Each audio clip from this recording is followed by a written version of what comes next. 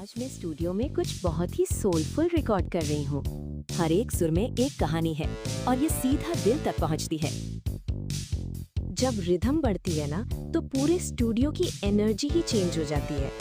ये traditional jewellery और vibrant colours पहनकर अलग ही फील आती है। म्यूजिक सिर्फ आवाज नहीं, एक एहसास है। बस ये पैशन देखिए। डढ़िया नीक लागेला, होए कराया आगे भी चांद सूरज फीक लागेला। हो सोना गोर सूरतिया पे काला, डढ़िया नीक लागेला, होए कराया आगे भी चांद सूरज फीक लागे।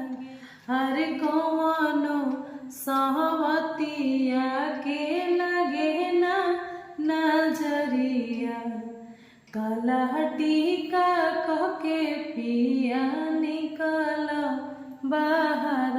अरे कौनो सहवतिया के लगे ना नजरवा, काला टीका कह के पिया निकल बहरावा। ना चांदी हीरा मोती चाही ना गहनावा, हमारा ला एहो राजा तू ही बड़ा खजानावा। सोना चांदी हीरा मोती चाही ना गहनावा, हमारा ला एहो राजा तू ही बड़ा खजानावा। से लड़बो करब, प्यार करबो करब, तोहरा साथे पूरा जिंदगी जियब मरबो करब। अरे करी कौनो टोना ऐसे जैबह जे बहरावा, काला टीका कह के पिया निकल बहरावा। हर कौनो सवतिया के लगे ना नजरवा, काला टीका कह के पिया निकल बहरावा। आज के जमानावा में बिगड़ल लाइकिया, दोसरे के मरदे से के लीला जरिया।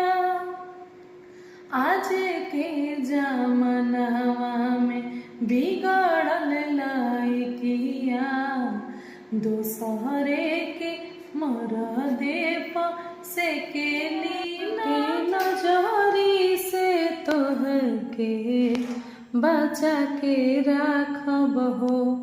के तनु जादू करी है तोहके बचा के राखब हो।